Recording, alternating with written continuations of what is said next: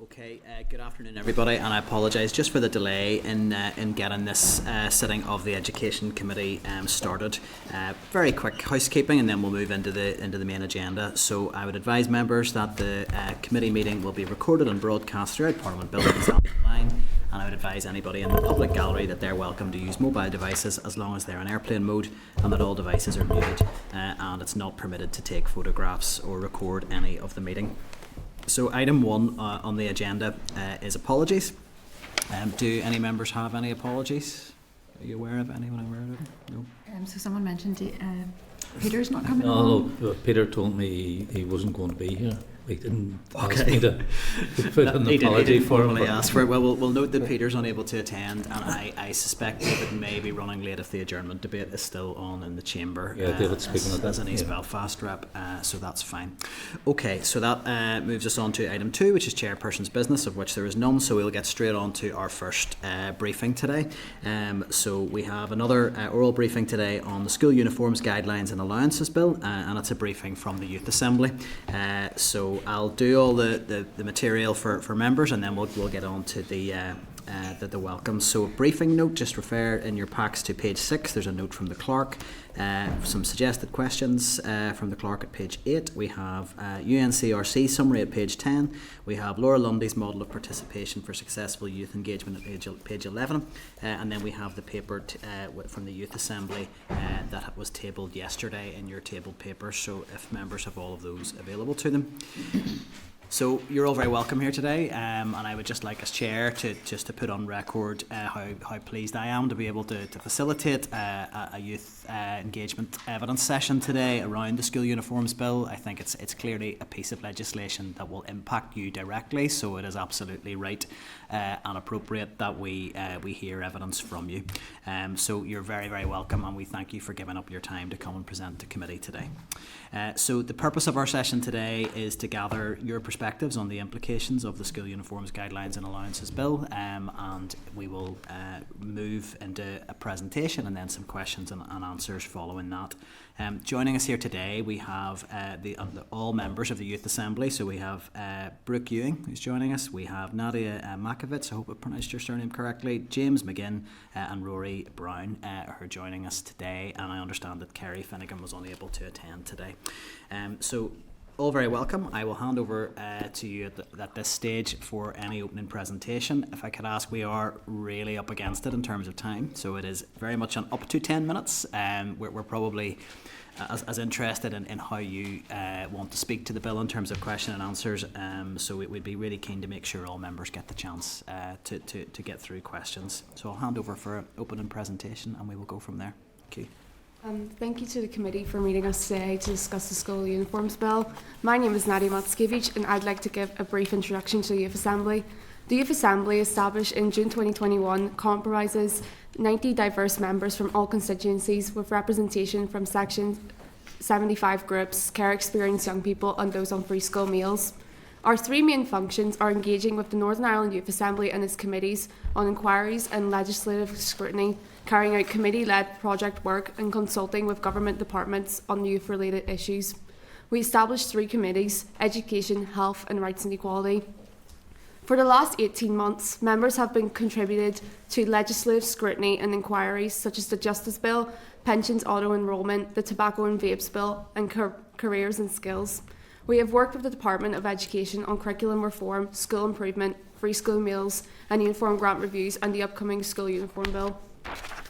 I will now give you a background to our work on school uniforms. In July 2024, we met with the DE officials for a pre-consultation meeting. The Minister of Education and his officials met with us in September 2024. Members met throughout September 2024 to discuss and submit a response to the consultation. We should say from the outset that we are supportive of a school uniform. It can create a level playing field for all, instill pride in our schools and maintain safeguarding duties. In our consultation response, we agreed with 6 principles: that uniforms should be affordable, comfortable and sustainable, and that policy should be publicly published, regularly reviewed and developed in partnership with children, parents and carers.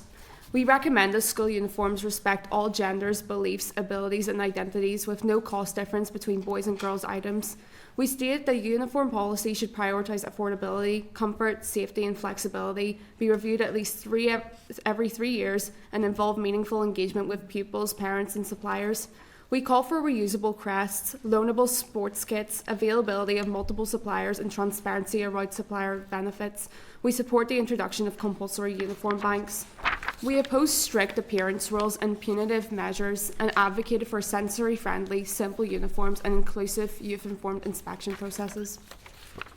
We welcome the move to make the current guidance statutory as in England and Wales, and we welcome the commitment to parent and pupil voices in setting the uniform policies, though it's a shame that it might take this bill to make schools listen to these important stakeholders about this issue. The United Nations Convention on the Rights of the Child emphasises the children's right to education, Article 28, prioritising our best interests in all decisions affecting us, Article 3, and ensuring our voices are heard and respected, Article 12. We've reviewed the bill, and based on these principles, I'd like to talk you through our views on bill clauses 1 through 5. Clause 1. The bill will compel the Department of Education to publish guidelines for the school uniform policies set by Northern Ireland. There's no detail in the bill to what the guidelines may look like, how often they will be reviewed, and who must be consulted. This is a concern to members. Clause 2. The clause discusses unfair costs, comfort and practicality, affordability and accessibility. It may also address specific suppliers or manufacturers, schools requiring individual items of clothing in a particular style, and if branded clothing is required. Again, it's not clear what the final guidelines might say and how they'll be developed. Clause 3. The guidelines may limit the number of specific clothing items to a school is allowed to enforce, e.g. limiting a school to one branded item, such as a tie. Again, it's not clear what the final guidelines might say. Clause 4. The department could have the power to set up a price cap. DE officials told the Committee for Education in March that any cap would be subject to further consultation. Who would this consultation include? When would this be? Many Youth Assembly members feel that this is a missed opportunity and that appropriate price caps for each stage of school life should be part of this legislation. And Clause 5.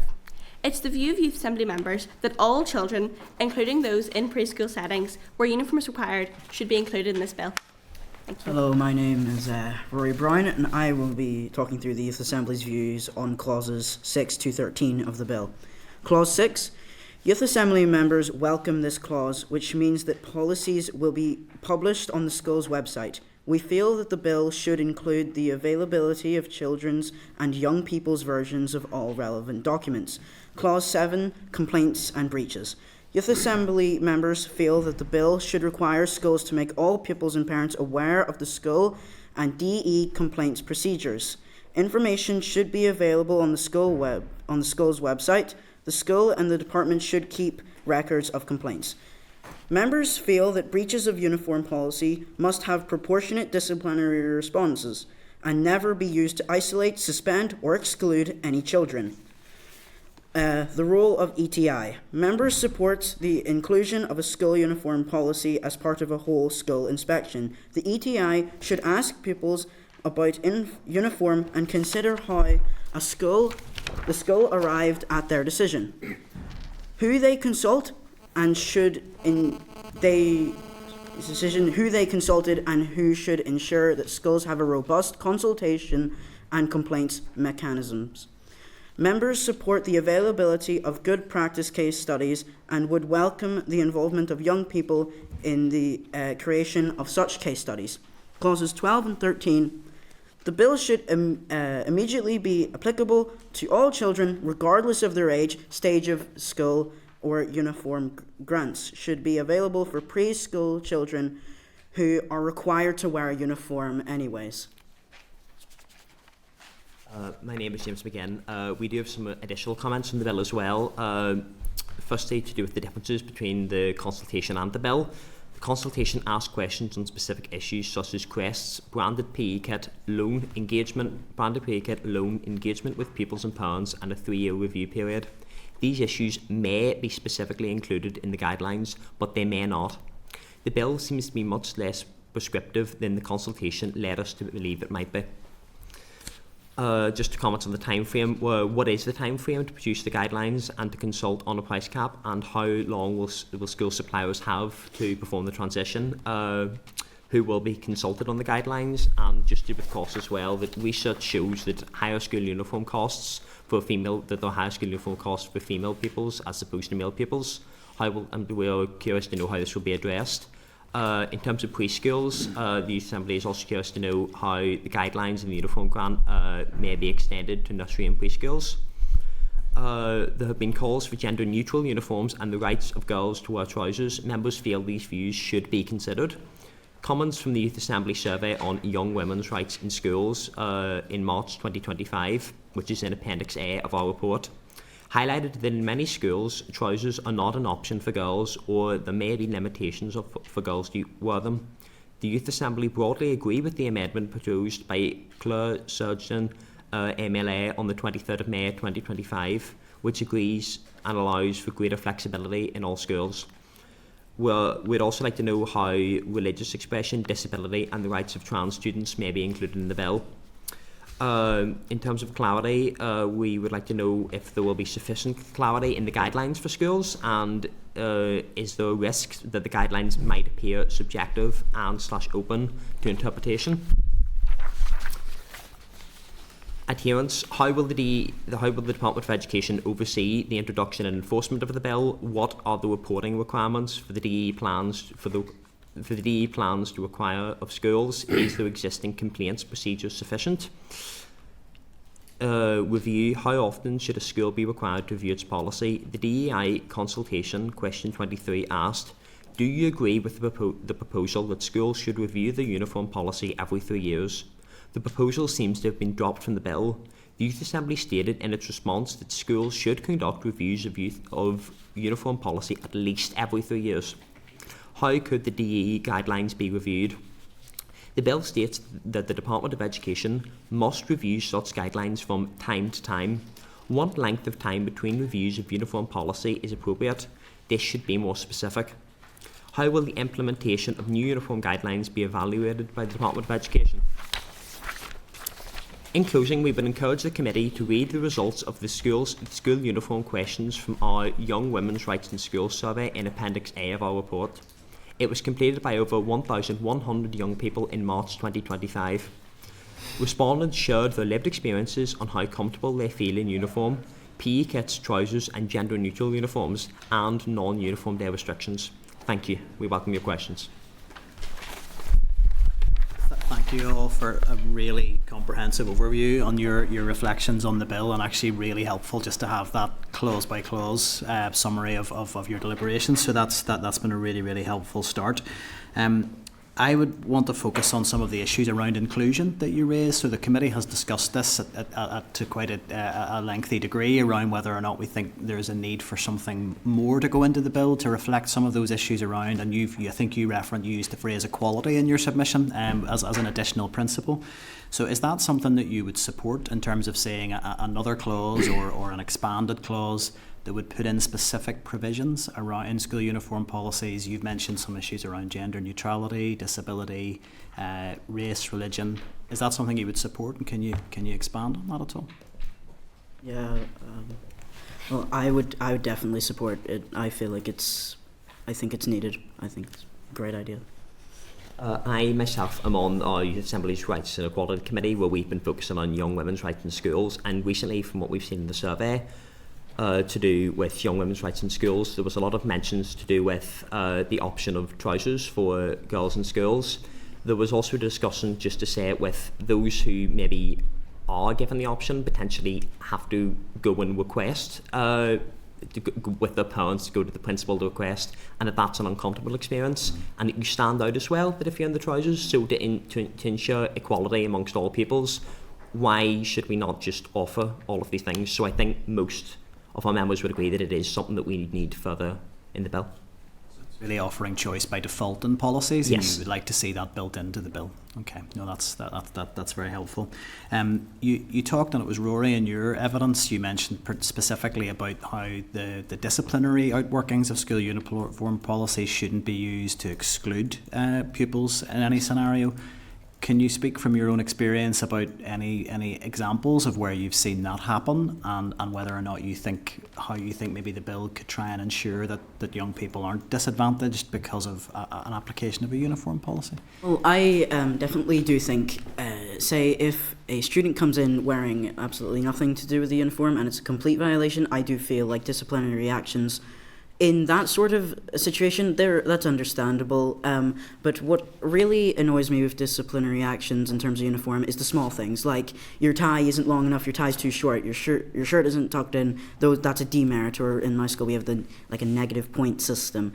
It feels really nitpicky, and it feels as if we just have to be perfect all the time, and it's just not a great feeling to be having in school. But in terms of exclusion, I feel as if thankfully I haven't seen it too much, but I've heard of in other schools definitely of times when people come in wearing something that is it's definitely the uniform, it resembles the uniform, but there's one thing wrong with it, for example, something to do with their hair, and they've been turned around at the gate and they've been made to go home, or they've been given a detention. It feels as if that is a bit extreme to me, and it feels as if you're putting them at a disadvantage for something that I think in the views of the most members of the Youth Assembly is quite a small thing, and we don't think it should be called for exclusion.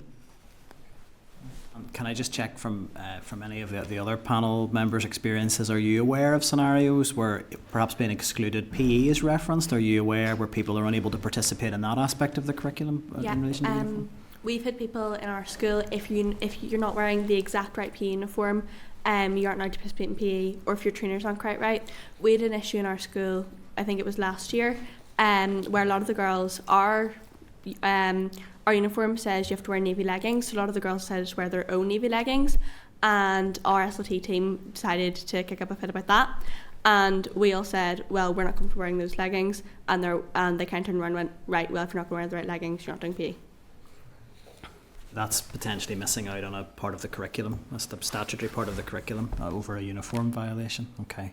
And in terms of the bill itself, would you welcome some sort of provision in there to ensure that that's not something that can be wouldn't be permitted from schools? Is that what you would support? Absolutely. Okay. No, that's already helpful. I'm very conscious for all members that there is a huge amount to get through, and we've some big panels of evidence, so I'll not take up any more time with my questions. I'll open up to other members. I really will need everyone to work with me today in terms of getting straight to questions, and for the panel, as far as possible, to maybe limit it to one person per question to answer it, just so that we can keep to time. But obviously, if there's something that's of burning significance that you really want to contribute, I'm not going to block that from happening. So look, I'll open up to the floor. I'll go to the Deputy Chair first. Thanks, Chair, and thanks very much to all of you for coming in. I'm not going to ask you any questions. Most of the points that you touched on in your individual presentations are issues that have been discussed in the committee and have been discussed among the Sinn Féin group on the committee. And we would broadly be in agreement with most of the points you have raised. So I leave it there. I'm not going to waste any time asking you questions, which I probably know what the answers are going to be anyway. So thank you. That's probably our quickest contribution from the Deputy Chair and committee ever. So. By the way, well done, Pat. Peter made a liar out of me. Told me he wasn't coming. Yeah, we were having apologies registered in error. Yeah, for you. so my thing got cancelled. No Apologies, Chair, and apologies to the Deputy Chair. No problem. Okay, Kerrie, you've indicated, I think Danny indicated Thank you, Chair. I have to leave a little earlier today for a protest in my constituency, so I really welcome the opportunity to have young people here today. I know for all of us at the committee, we really love to hear directly from young people about your experiences, and no one knows better than yourselves and your lived experience. One of the issues that we had at committee just last week was the discussion from a trade union about uniforms not being intrusive. So what that could mean is essentially not punishing young people for being creative with makeup, with with piercings, with things like hair dye. And to some people, they might think that's not an issue, but I would just love to hear from you young people about what you think about that and the right to self-expression, or if you have any comments. That's my only question. It was to do with hairstyles and makeup. It was something that the bill hasn't focused loads on, which I think Youth Assembly members would agree maybe would need to be focused on a little bit more, to do with hairstyles and makeup and hair colour as well, because in many ways it is part of the uniform, and in school uniform, in the rules on uniform, those things are included. In terms of self-expression, I do think that everybody has a right to self-expression via whether that be your makeup or your hair colour or the way that you wear your hair. I feel that is valid and that is important to create a valid school environment. But again, it's something that we talk about so much with uniform, that it is uniform. It's for everyone to be the same. But I think that it's possible to have that while still having the expression through things like hair and makeup.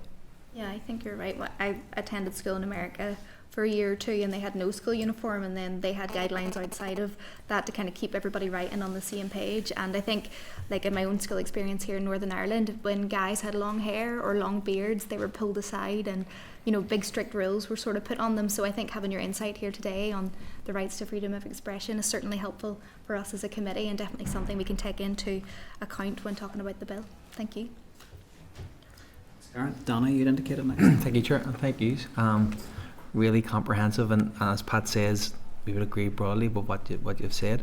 It's just to pick up on the negative side stuff. You said, Brooke, about trainers. Just out of curiosity, what would be the issue with a trainer in school? I think it's more so. I think they changed the uniform policy in our school this year, but last year I think they had to be black or white. I think the colour. I think it was the colours of the trainers. They had to be plain, and they couldn't be like. Sometimes you get like really bright, vibrant, designed colour trainers. Those were an issue, and you couldn't wear those. Okay, and see the negative stuff that's happening in school. So across all of your members, I suppose, at the discussions, like how rigorous is this happening in our schools, where their policies will exclude you from classes or from the school for the whole day, or a punishment of detention? Is it only some schools doing this, or is this across the board problem? I think from our group discussions we've had and what we heard in back and surveys, that it's pretty much across all schools there'll be issues with exclusions for uniforms. And that feeds into the importance of then a rights based in this bill, because as it sits, and you've already pointed out the articles, it doesn't cover it. So thanks very much. Thank you, Johnny. David. Yeah, thanks, Chair, and thank you for your evidence so far. One of my questions was going to be around the trainers and that. But if I can ask you, it's not to be pedantic, sort of get an idea of what parameters you think are reasonable for uniform. Can I ask leggings as well? What was the different materials or different? It was literally, so you have the school regulation leggings, which are, the Kerrie brands that you get your most school uniforms in. It was those, but the girls would decide to wear like their own brand leggings, be like the Nike navy ones or like Gymshark navy ones, and there was no issue because it wasn't the right brand.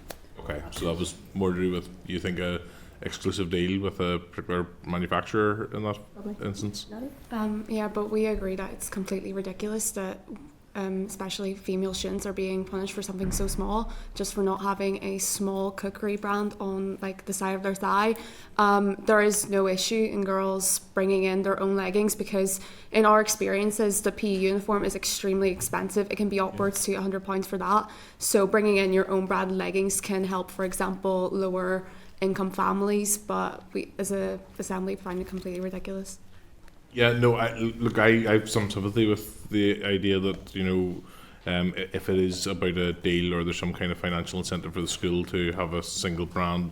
I'm also, I guess there's a sort of grey area in my head as well in terms of what we don't want in schools, and guess what uniforms are partially aimed at combating is some kind of arms race of brands. We're talking about not having uniforms that are branded to make sure that parents are not paying out big money for brands. I can understand the white-black trainer or whatever, but I could understand a situation where you have some kind of regulation because you don't want people to be having to compete with each other, feeling like they need to fit in with their peers who are wearing very expensive trainers, or the newly in trend or expensive, whether it's any kind of clothing in that regard. So I guess that's the area that I'm trying to explore with that. But I've some sympathy with the idea if it's about exclusive deals with sportswear companies. But it's how that interacts, I guess, with.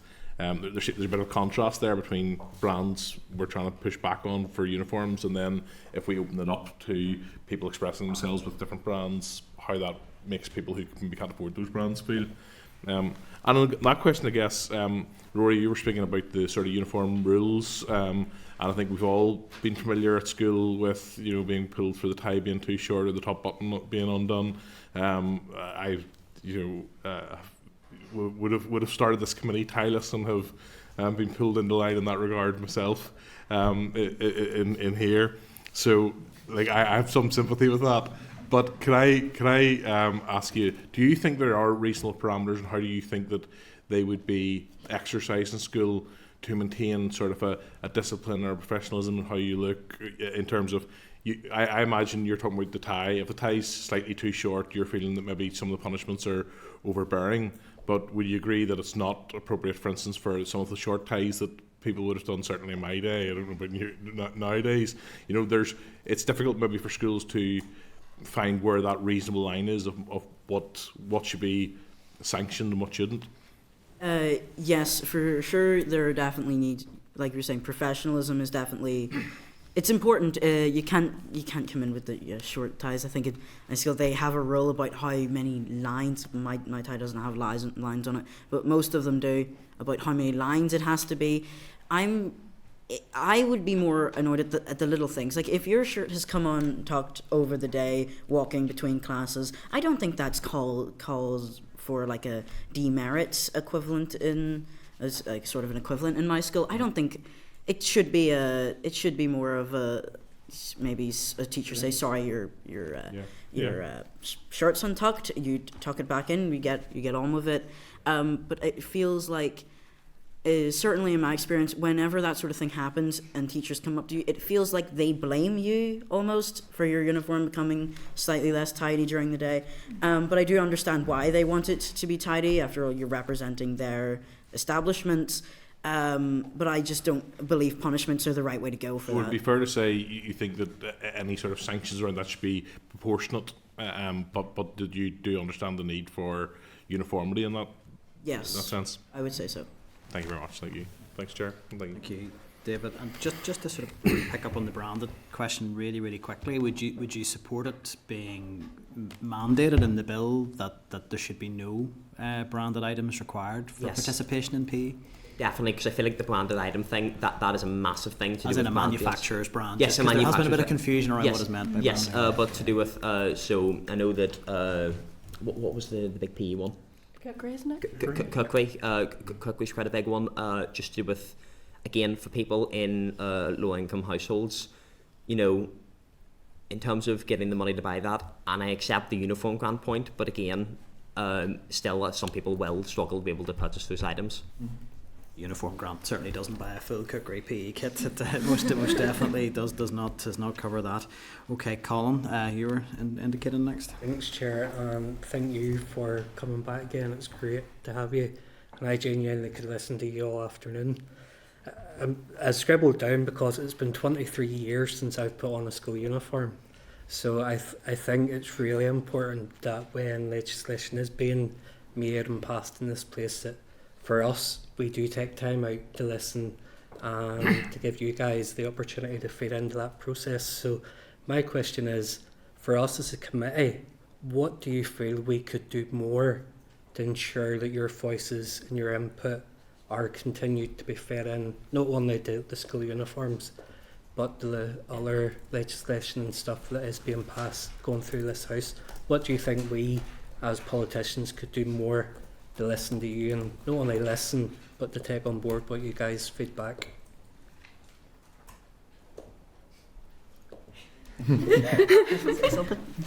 I think, honestly, just being able to meet with young people is a good thing, but also don't do it just to tick boxes, actually take into account what young people actually say, because it's all well and good when politicians go and meet with young people, but you want to make sure they're actually taking into account what you're saying and doing what you want the young people to do.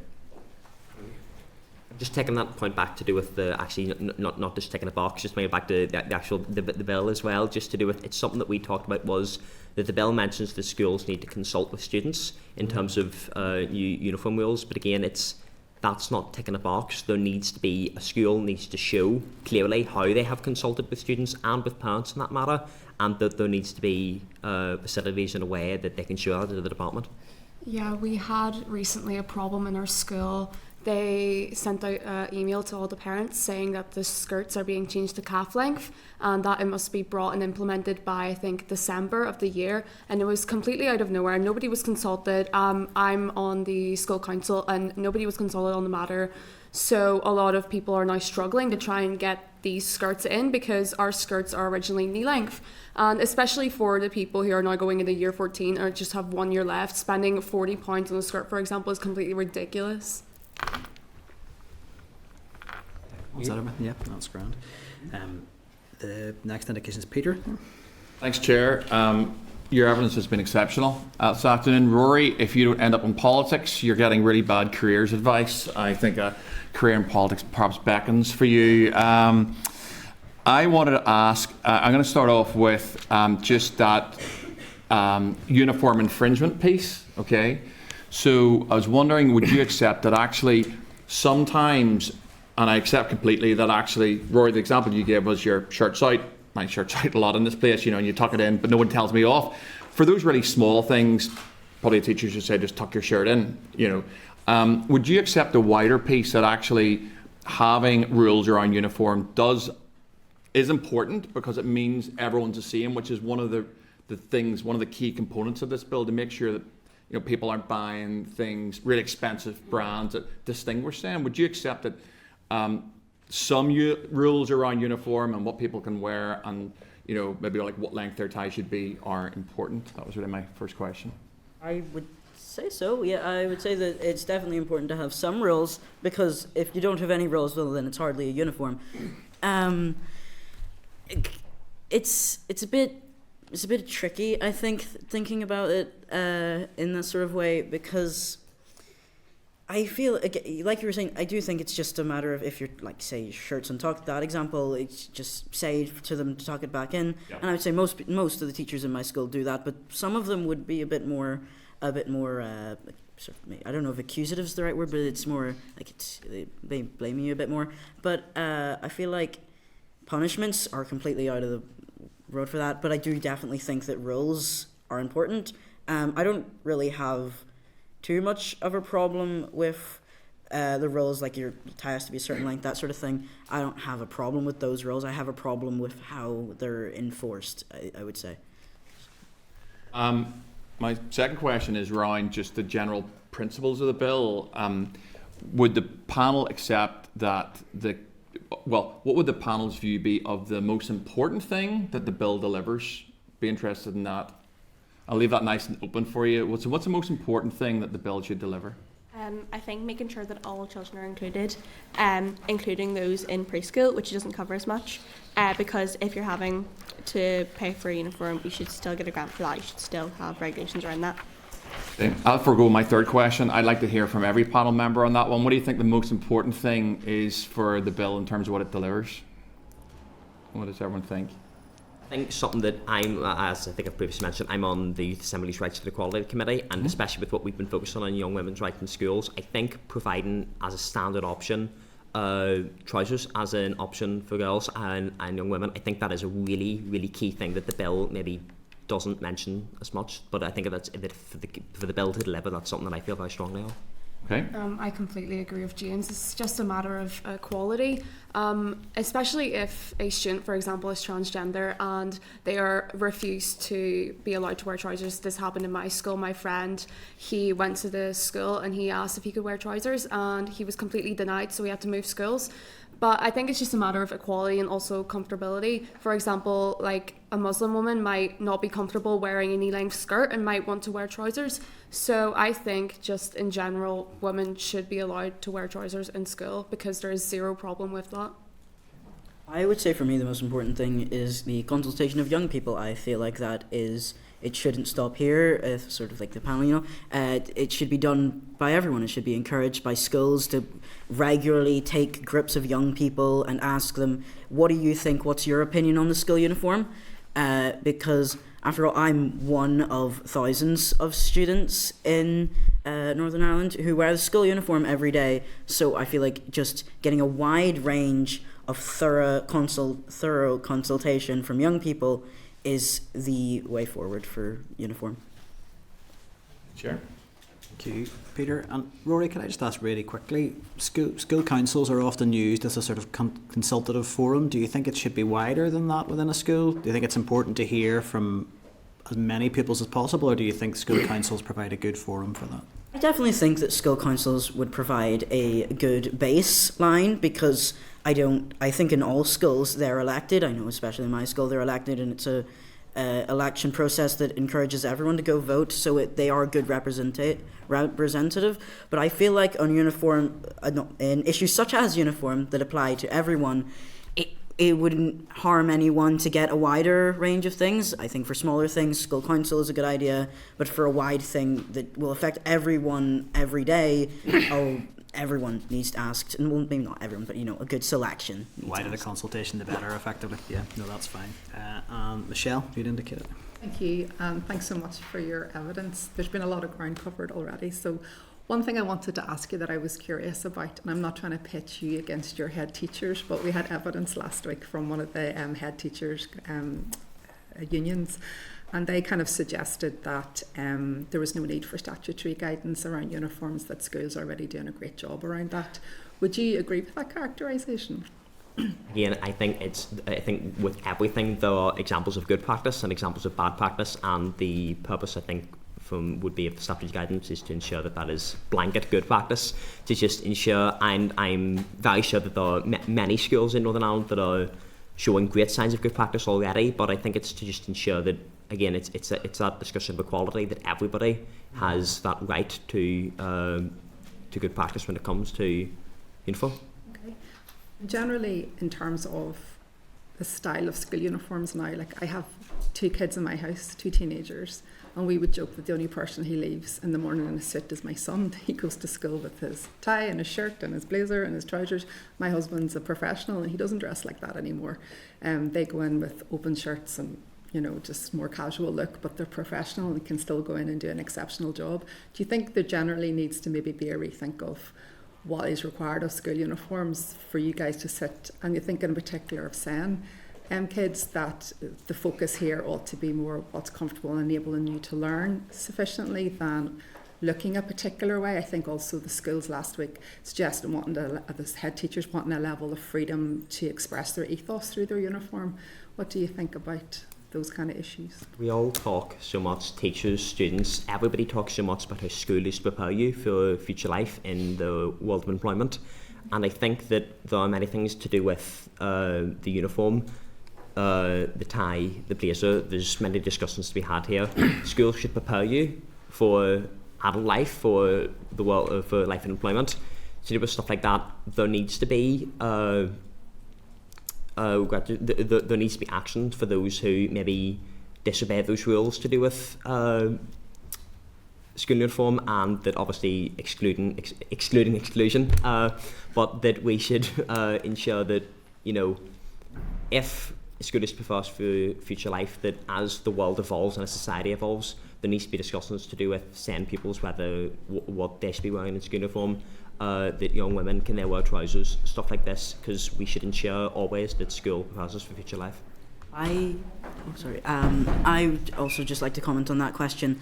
In terms of students with special educational needs, I believe that the uniform, it shouldn't be a question whether the uniform can be either altered or there's something that they can do if the uniform is irritating them. For example, my school has a woolly blazer, and I know that can be irritating for some students who have those special educational needs. Even I find it's irritating sometimes.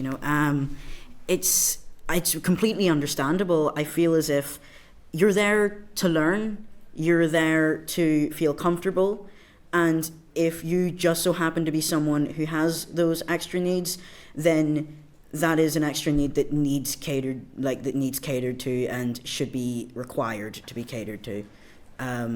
Because otherwise I feel like it seems a bit like it's discrimination otherwise, so that sort of thing. Rory, I'm glad you came in at the end there, because I was going to say that you can do a lot better than politics as a career, despite the advice you were getting. Absolutely. That's okay. Thanks, Michelle. Okay, look, that brings us to the end of the evidence session. Look, sorry, the Deputy Chair had wanted to come in. Sorry, I'd have overlooked that. Apologies. You expressed support for Claire Sugden's amendment. Now, we had someone from the Bills office in here last week explaining the sort of technical details of legislation. And if there was ever a legal challenge to any amendment, including Claire's amendment, the judge would take account of the narrative around that amendment. And in Claire's contribution to some of the radio shows last week, she said she wanted girls to be able to wear trousers because of the possibility of upskirting and things like that, right? Now, you may have heard the minister on the radio last week. He made an announcement that he's going to ban mobile phones from schools.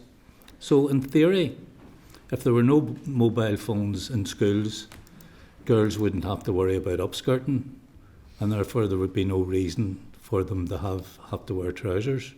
So I'm just wondering, if that was the case, would you prefer that there would be a stronger amendment that would be based around human rights and equality law?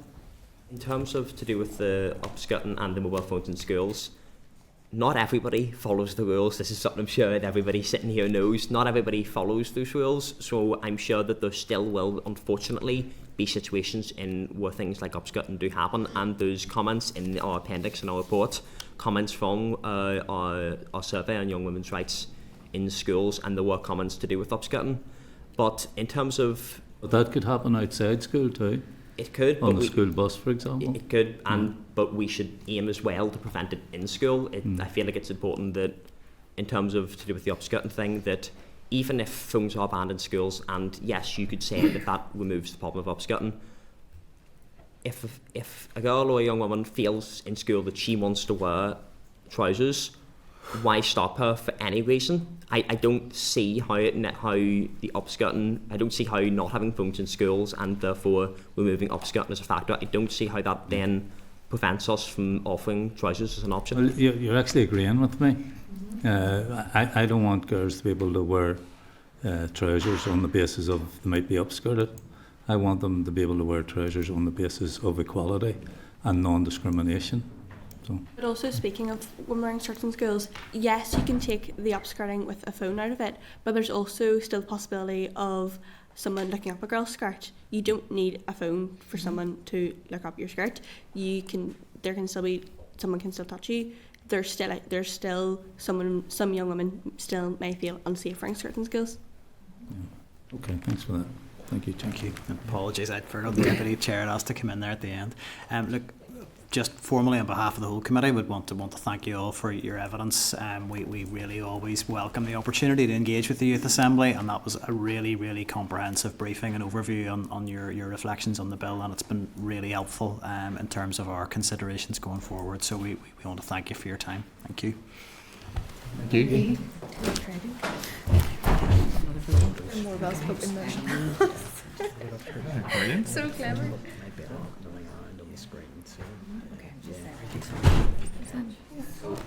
Just while we're swapping the witnesses over, if we could maybe just turn the live feed off, as I think we're going to maybe get a photograph, and just to get that bit done, and then we'll move back into the open session. Committee Room 29. Sound.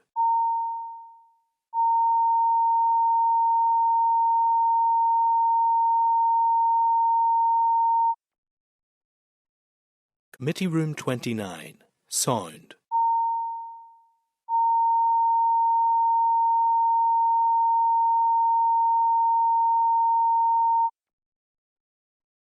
Committee Room 29. Sound.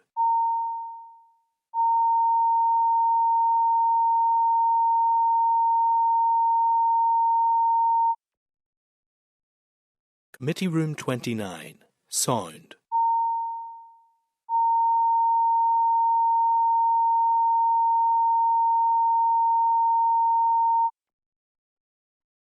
Committee Room 29, Sound.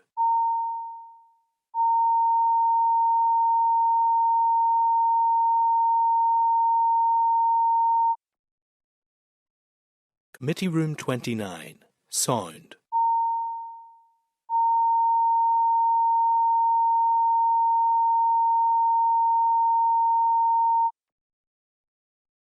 Committee Room 29, Sound.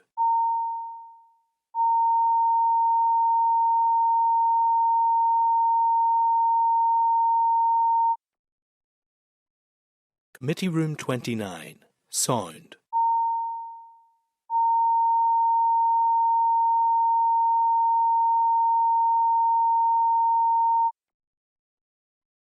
Committee Room 29, Sound.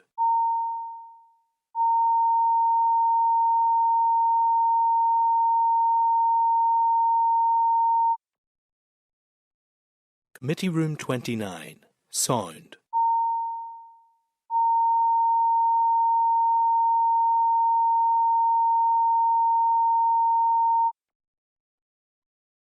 Committee Room 29, Sound.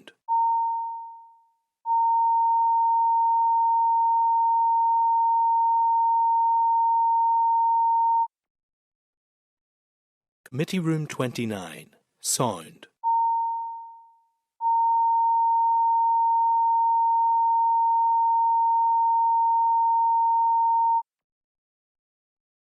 Committee Room 29, Sound.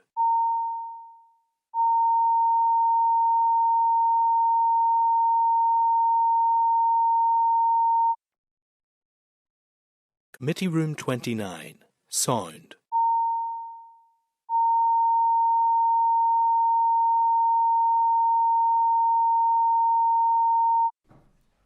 Okay, thank you. So that brings us on to item 4 on our agenda, which is another briefing on the School Uniforms Guidelines and Allowances Bill, and this will be an oral briefing by the Northern Ireland Commissioner for Children and Young People's Youth Panel.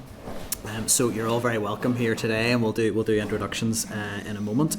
But the youth panel, really just following on from the Youth Assembly's evidence, are here to bring the young person's perspectives on the implications of the School Uniforms Guidelines and Allowances Bill. So you're all very welcome here, and we're looking forward to hearing from you. So here today from the youth panel we have Eva Bradley, we have Bethany McKinley, we have Astrid Knox, and we have Rhea Donnell. And I think is Laura McFall joining us? Do we know? Yeah. Okay. Yeah. So whenever she's available. Okay. So hopefully we'll have Laura McFall joining us, who is the participation officer from NICCY. So really, at this stage, I'm just going to hand over to yourselves, other than to say we're really glad to have you here and to hear your evidence. This is a piece of legislation that probably more than any other that has been through the Assembly recently that really directs children, that impacts children and young people directly every single day that they're in school. So it is absolutely vital that we hear from you in terms of your views on the bill. So we'll begin with any opening remarks or presentation that you want to make. I would ask for that to be up to 10 minutes, but it doesn't have to be. It doesn't have to hit that target, and then we'll move into question and answer from members. And if at any stage there's any questions that you're not comfortable answering, you're completely at liberty to say. If you don't think it's an area that you have expertise in, that's absolutely fine, and we're happy to move on should that arise. But I'll hand over to you. Who's hurt herself. Yes, so, I know. But we're just going to wait. Okay. Do we need to hold off on starting the session? Okay. Laura, are you okay to take part? Okay. We have Laura McFall joining us, and I hope you're okay to get through the session, Laura. Okay, so I will hand over for any opening remarks at this stage then. Good afternoon, Chair and committee members. Thank you for the opportunity to give evidence today. My name is Eva and I'm speaking as a member of the Northern Ireland Commissioner for Children and Young People's Youth Panel, and I wish to use this opportunity to highlight how uniform policies can have unintended consequences, particularly for neurodivergent students and for women and girls, particularly regarding safety, privacy and choice. Firstly, I would like to start with my own story. In my secondary school, it was mandatory for girls to wear skirts and tights with no options for either socks or trousers. As a student with special educational needs, I have faced many barriers at school, and these uniform regulations were one of them. Due to my sensory issues, I found it extremely uncomfortable, even distressing, to wear tights, which had a detrimental impact on my ability to learn. So I had to get formal permission from my school Senko to wear socks to school. Many young people across Northern Ireland who, like myself, are on the autism spectrum and face sensory difficulties have similar experiences. Whether it's fabrics or materials, or uniforms even having to wear a tie with the top button of their shirt done up, which can prove difficult for a lot of people with sensory issues. Article 23 of the United Nations Convention on the Right to the Child addresses the right of children with disabilities and also covers access to education for disabled children. Therefore, there must be provisions within the school uniform bill to allow for students with disabilities and also those with short-term conditions to have flexibility within the school uniform. Design and enforcement of school uniform regulations often disproportionately impacts women and girls. Society often places greater control over the appearance of women and girls, which is perpetuated by a great deal of uniform policies. In many schools, particularly in mixed gender schools, uniform policies place greater emphasis on girls, with regulations on skirt length, hair, jewellery and tights being enforced, being commonplace throughout schools in Northern Ireland, with some even placing rules on the tenure of tights that girls can wear and staff members measuring the length of skirts. Girls should be able to go to school and feel comfortable with what they wear and should be given the option of whether or not they wear a skirt or trousers. Many girls have reported feeling unsafe whilst travelling to school in their uniform, with many being subject to harassment, such as catcalling, on their way to school. Upskirting is a serious problem in Northern Ireland schools. Many girls feel that they may be less unsafe if they were given the option to wear trousers. This should not be viewed as the solution to tackling upskirting and sexual harassment, as more needs to be done to tackle these issues and to end violence against women and girls. However, it should absolutely be an option for girls to wear trousers if they choose. Thank you for listening and for the opportunity to speak today. Hi, my name is Bethany and I'm a first year student. I wanted to be here today because I've been passionate about this subject for quite a few years now, and I thought sharing my opinions would be beneficial for others who don't feel like they have a voice. Uniform is an adjective, which means remaining all the same in all cases and at all times, unchanging in form or character.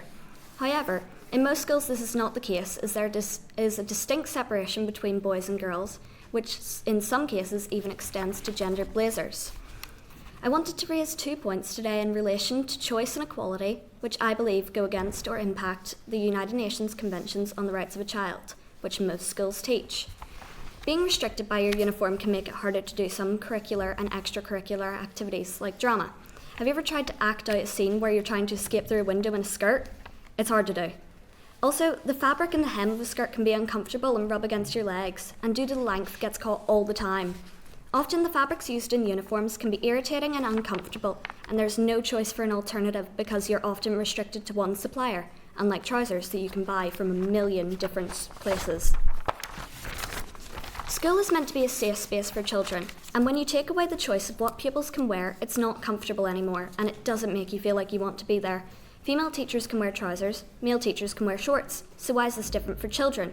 In the last week, I've spoken to at least 30 different people in my year, and all of them agree that they would be more comfortable or feel it would be beneficial for others for pupils to have a choice in wearing skirts or trousers. Some people I spoke to were happy to wear skirts but felt they would like the option to wear trousers or shorts, and others did not feel comfortable being made to wear skirts and tights at all. It shouldn't have to be one or the other. There should be a choice for both. Equality and choice when it comes to uniform will not impact on learning. If anything, it helps because you're able to concentrate on what matters and not thinking about other worries or concerns in relation to uniform. For example, how you feel or how you look. That's it from me. We want to talk to you today about our school uniform and our rights. In our school, the vision is, we will accept you for who you are, welcoming your individuality as a member of the school family. We will work in partnership with all who care for you to support your emotional and academic growth. through empowering to reach your full potential in a safe and loving environment. That vision is an important part of why we are all here today, because we want to all children's school experience to be like this. Not too long ago, we went ice skating, and for safety reasons, we weren't allowed to wear skirts. That got us thinking and started our petition to request a change to our school's uniform policy. We contacted the NI Commissioner for Children and Young People to ask what he thought. Chris got us thinking about the UN rights of the child, rights that are all over our school and promoted by our Rights Respect team. Article number 2 is non-discrimination. Skirts mean we can't participate in activities the same way as boys. We are less able to move freely for drama, dancing and sport. We have been told that skirts look tidy.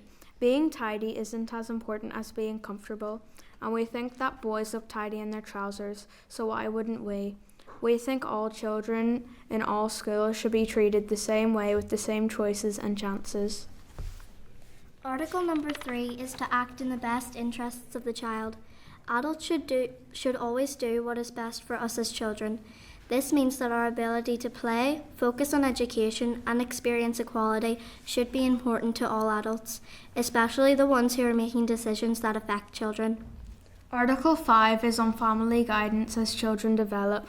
Our parents support our decision to wear trousers to school, and our teachers and parents guide us in using our voices. Article number 12 is all about having respect for children's views. We feel that at times our concerns have been dismissed or washed over. We haven't been given any real reasons why we have to wear skirts, but we have lots of reasons why we shouldn't have to. Adults should not only listen to us, but also take our views seriously and use these views in decision making. Our petition shows that the vast majority of girls want the option to wear trousers to school. Academic research also supports our position. Article 16 is for the protection of privacy. When wearing a skirt, even with shorts underneath it, it can be uncomfortable and embarrassing if your skirt blows up. Having to wear tight leggings in PE class makes us feel uncomfortable. We don't understand why we can't wear jogging bottoms like the boys, as it makes us feel more comfortable. As we grow, changes in our bodies make our privacy even more important for girls. Article number 23 talks about children with disabilities. When I tore a muscle in my leg, a skirt was very uncomfortable. And my little sister will be starting P1 in September, and she hates the feeling of skirts. I know that lots of little girls will feel the exact same way. Article 28 is on access to education. I know lots of girls are being distracted by the feeling of their uniform. This stops them from being able to focus and learn. Article number 29 is about the aims of education, which are more than our tests. Our comfort would allow us to explore our talents. We aren't alone in this. The camogie players are clear that shorts would make their sport easier. Article 31 is about rest, play, culture and arts. We want to be able to play and dance freely at break times without our skirts going up. We should also be able to travel freely to school by bike or walking and not be worried about the cold or getting our skirts caught up in the bike. We even have a lead academic whose research tells us that skirts restrict movement and affect girls' health. We have provided a letter from her of her support. We have also been asked to write about this for her blog and her campaign group. Our petition shows that our peers support our campaign. Experts support our campaign. Northern Ireland's Children and Young People's Commissioner Chris Quinn supports our campaign and has written a letter of support. Skirts impact our rights. Dr. Mairead Ryan supports our campaign as a lead researcher on the impact of uniforms on children's health. The public support our campaign. We went viral on Belfast Live article following the NICCY press release. Our school has now agreed to change the policy to allow girls to wear trousers, but we want to make sure that no girls have to spend time fighting for this when it is an easy thing to change. We are asking that we have the same options as boys, trousers on uniform days and joggers at PE. Will you please support our campaign, accept Claire Sugden's amendment to the legislation and uphold our rights? Thank you. Thank you very much.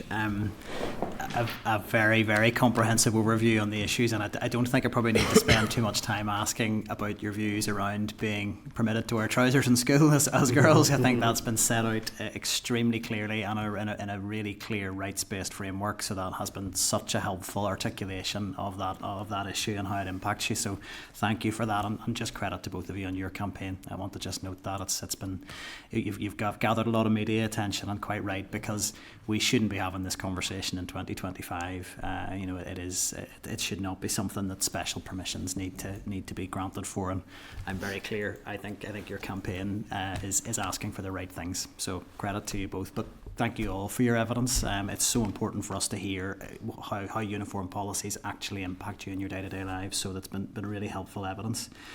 I'll just maybe broaden the question out around the wearing of trousers, and again, as clearly articulated as it could have been, so I don't need to focus on that. I asked the same question to the Youth Assembly, and I'll ask it to you. The committee has been looking about whether or not there's need for a broader inclusion clause, so whether something that would look at whether school uniform policies should be required to provide, yes, those more gender neutral options and choice in that space, but also flexibility to reflect additional needs or disabilities, flexibility around maybe religious or cultural practices that might impact wearing of uniform. Is that something that you would support in terms of a clause that maybe covers a range of equality issues as well as the specific one on trousers, which I think is very clear on your views on that? Absolutely, we would support this, and it would be my personal view, and probably the view of the rest of the youth panel, that all young people should feel safe and comfortable in their school uniforms, regardless of their gender identity, their religious or cultural backgrounds.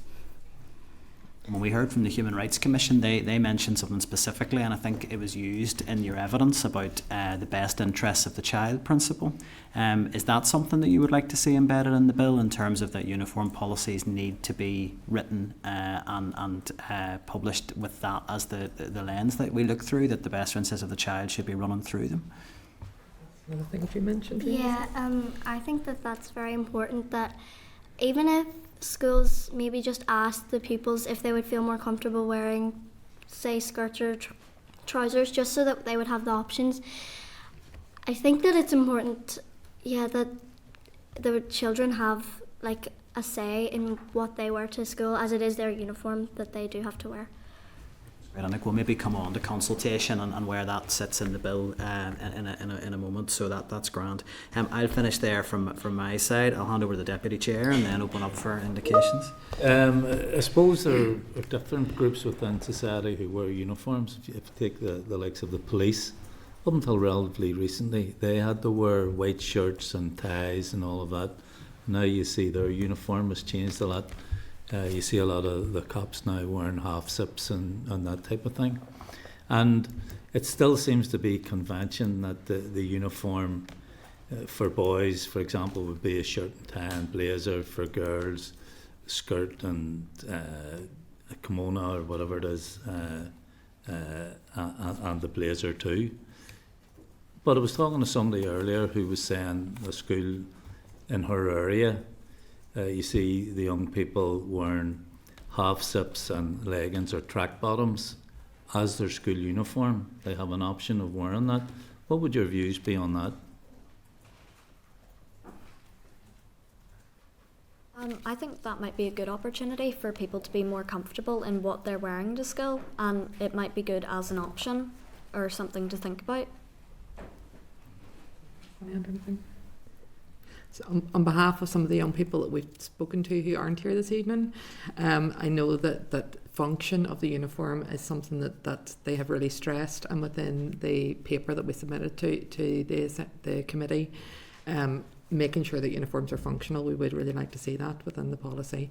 For example, blazers, a woolen coat is very rarely going to be a useful item of clothing in our climate. On the days when we do have good weather, it's too warm. On the days we don't have good weather, it's generally raining, and it becomes quite cumbersome actually to wear a woolen blazer on days like that.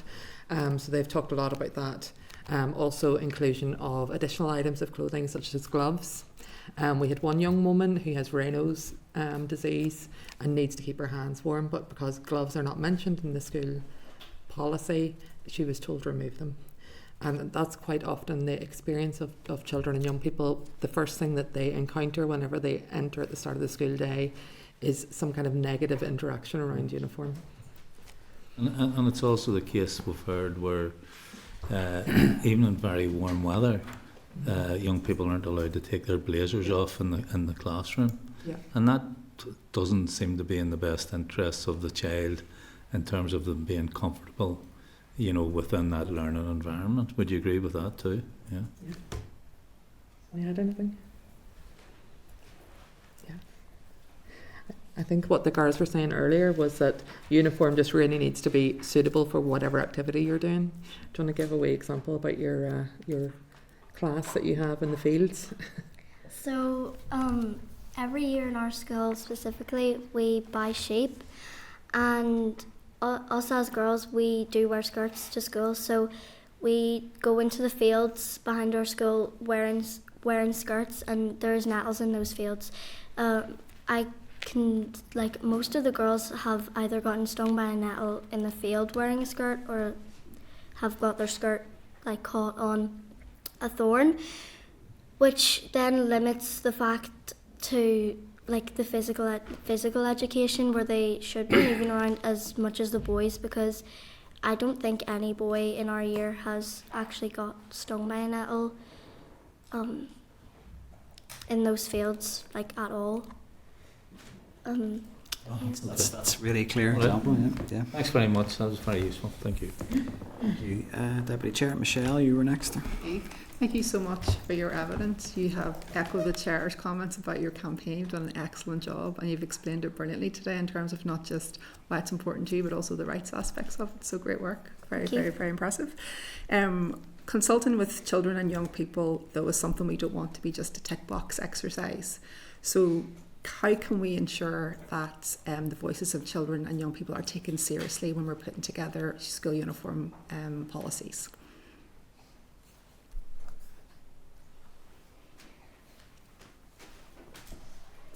Well, I think that just to ensure, maybe even just to speak to a few students, that's really all. Just to speak to a few of the students would just be the best thing. I think it's clear from what you've heard this evening that children and young people can form their own views.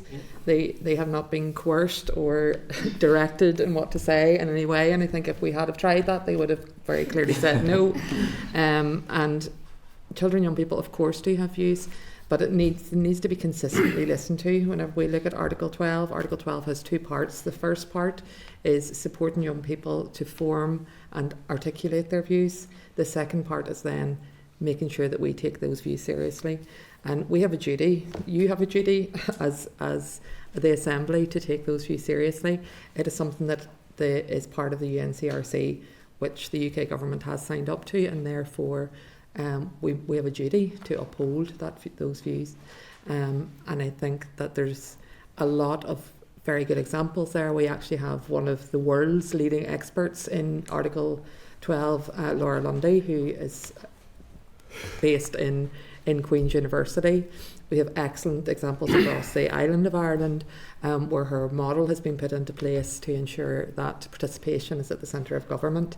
The information and the guidance is there. It is available on how to listen to the views of children and young people and include those in decision making. So I think it's just about making sure that's put in place. Yeah, of course. Also, for getting feedback from young people, our school uses Google Forums, I believe, to make quizzes, or not quizzes, but to get feedback from people. Surveys. So maybe that would be an idea, and then you can obviously take the data from that and then see what people's opinions are. Okay. I was going to ask as well about, we talk a lot so far in this committee when it's come to this bill about PE kits. What are your views on PE kits? Do you think it's important that there's a nice particular brand on your PE kit? Do you think you need PE kits at all? What do you think about PE kits in schools? I personally think that branded PE kits do lead to inequalities for families in not being able to afford the school PE kits depending on the brand. So I think a good measure would be to see the brandless PE kits. Well, I think that PE kits are important. I agree with Eva completely that, yeah, branded can definitely just be a lot more expensive.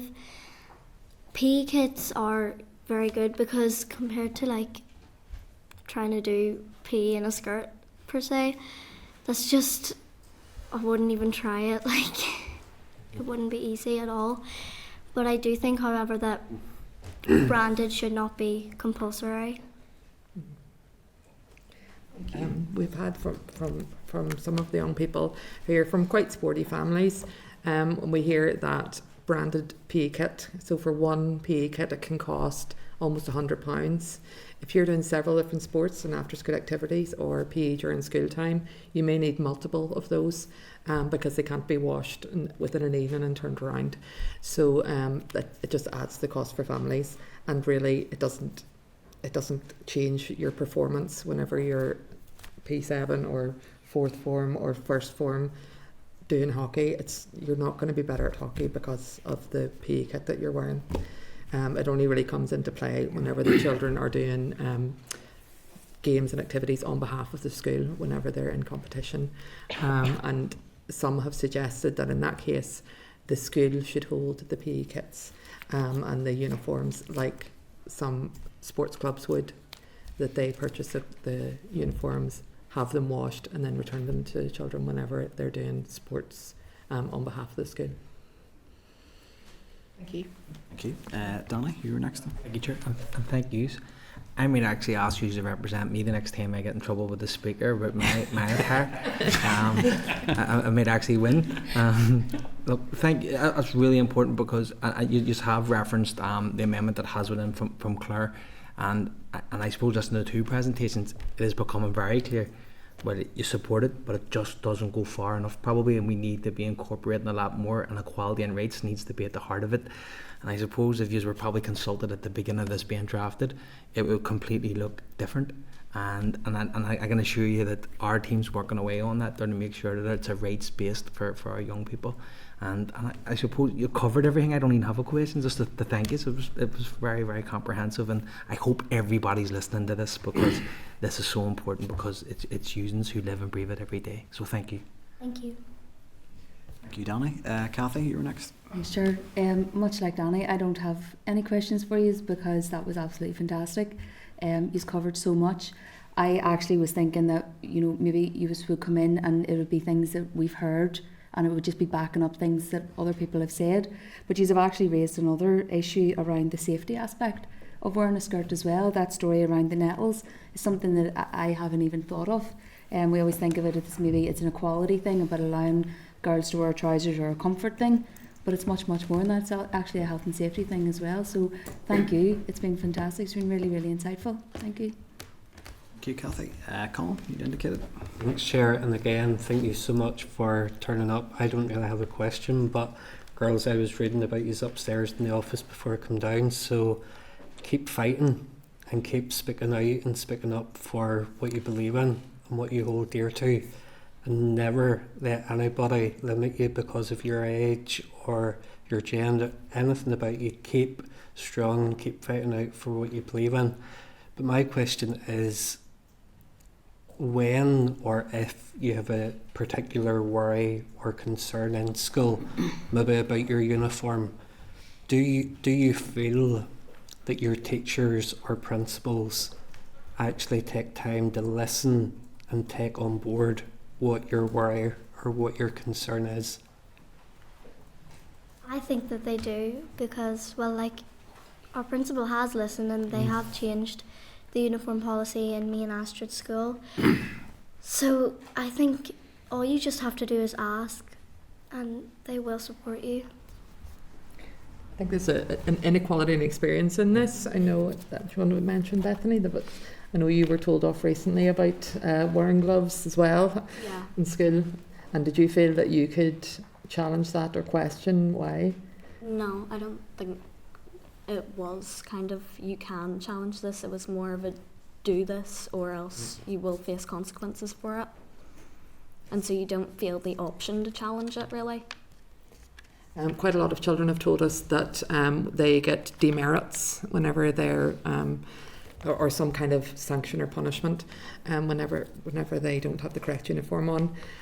However, they just don't feel like they can challenge it, or their views are dismissed. I know that you alluded to that before about not being taken seriously, and it's that aspect of being told that people are concerned about their education, their well-being. However, whenever they have genuine concerns about things, it's not about saying, I want to turn up in my Nike tracksuit. You know, they're saying, I want a functional uniform, which doesn't cost my family a lot of money. They're not actually taken seriously, or they're given reasons like, you look better, you look smarter, you look tidier.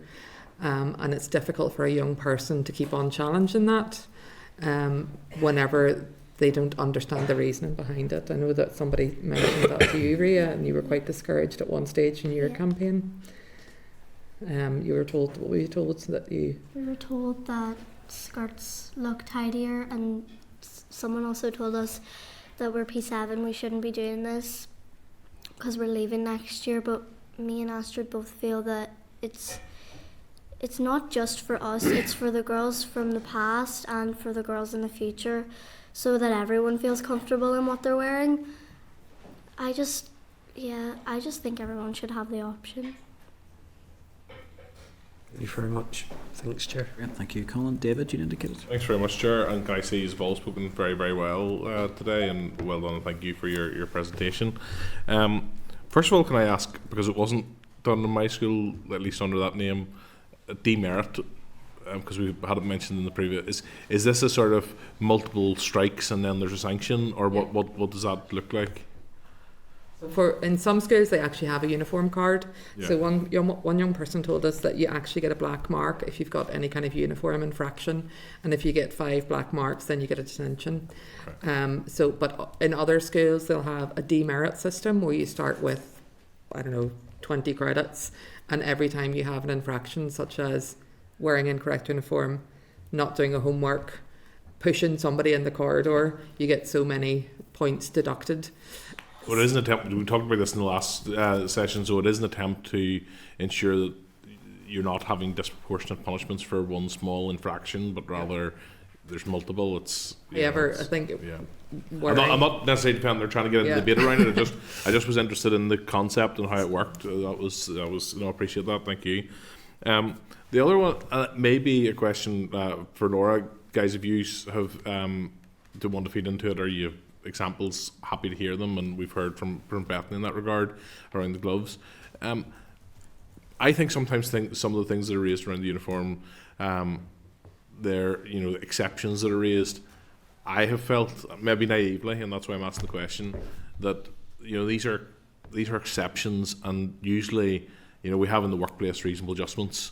That these exceptions, for the most part, I would hope in schools are willing to look at reasonable requests and exceptions particularly where there's sort of conditions, illness, disability involved, of course.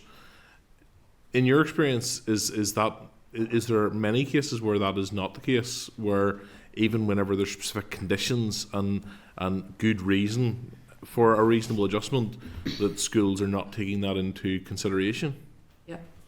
Okay. It does depend on, while yes, most schools will have a common sense approach, or will act, particularly when a child has a disability, that's kind of more common. However, we know that there's a long waiting list for ASD referrals at the moment, where a child has sensory issues that maybe haven't been identified.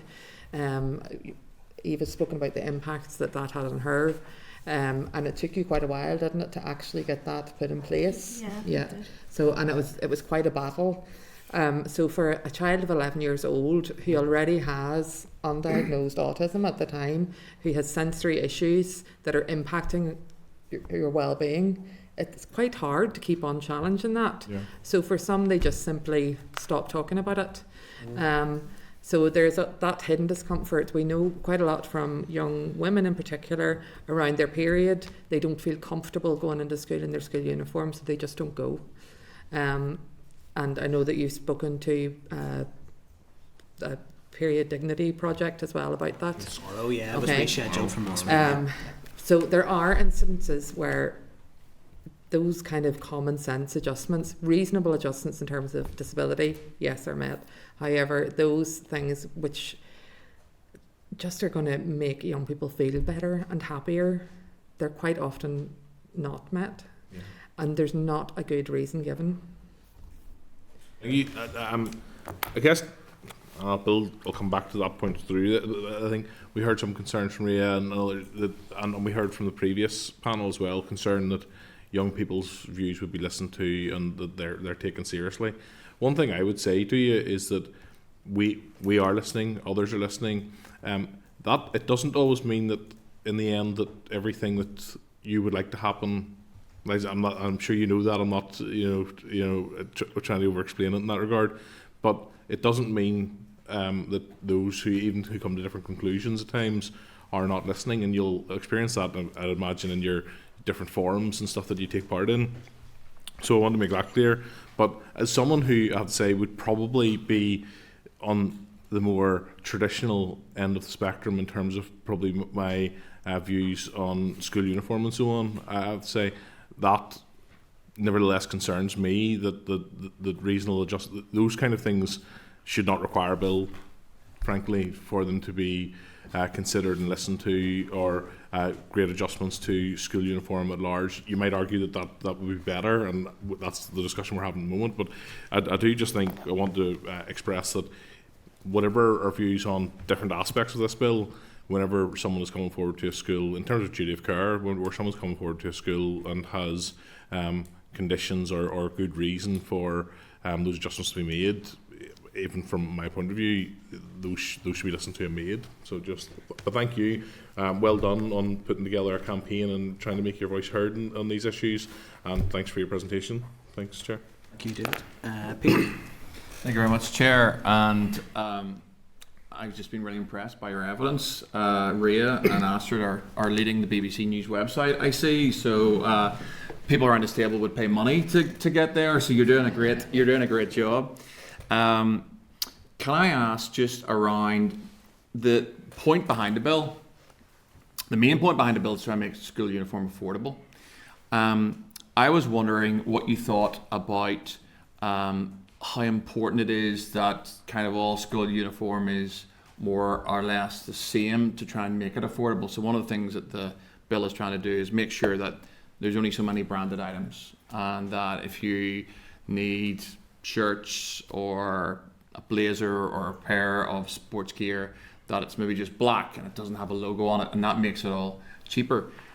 Would you accept that actually uniform is still important in schools, and that in some of the discussions we've had, for example, if we didn't have a uniform code, or if somebody came in and was wearing the wrong uniform, like say the uniform was all, you couldn't wear branded trainers, okay, and somebody came in with branded trainers, do you think they should get a demerit? What do you think about that? So the uniform code is no branded trainers, but somebody comes in with branded trainers. What do you think about that?